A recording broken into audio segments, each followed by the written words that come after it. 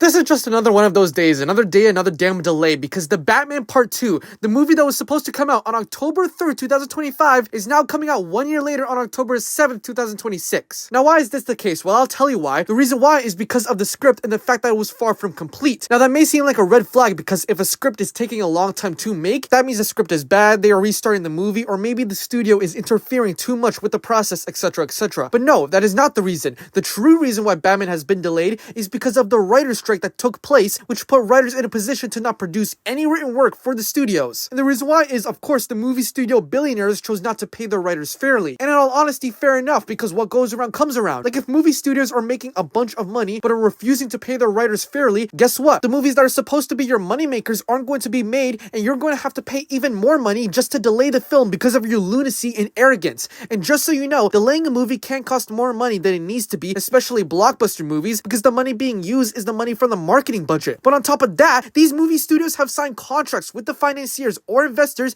that state that if you do not release a film on the date it's supposed to be released, interest will actually incur. And right now, Warner Brothers and DC are likely paying that interest. So yeah, they paid more money to delay the movie than what they needed to pay the writers in order to release the film on time. Like, the bleeding has not stopped from this writer's strike. Now, granted, there has been a lot of turmoil taking place at Warner Brothers in the last few months, such as the Warner and Discovery merger, restarting the DC universe, etc. So it's likely not just because of the writer's strike, but at the end of the day, it's because of those billionaires sitting at Warner who can't sympathize with making movies. But also, think about it, bro. I'm not going to reveal my age, but the first movie came out before I was 20 years old. And when the second Batman movie is going to come out, I'm going to be in my mid-20s. It should not take this long to make a sequel for the Batman. On top of that, Robert Pattinson is going to be 40 when this movie comes out. And for comparison, Christian Bale was 38 when The Dark Knight Rises came out. Like, isn't the Robert Pattinson Batman supposed to be a batch of movies about a younger version of Batman? Like, come on, 40 years old isn't exactly a young Batman. But in addition to that, what I also thought was funny was that James Gunn's new Batman movie, The Brave and the Bold, is presumably coming out in 2026, since the new Superman is coming out next year. So that means we are getting two Batman movies coming out in a year,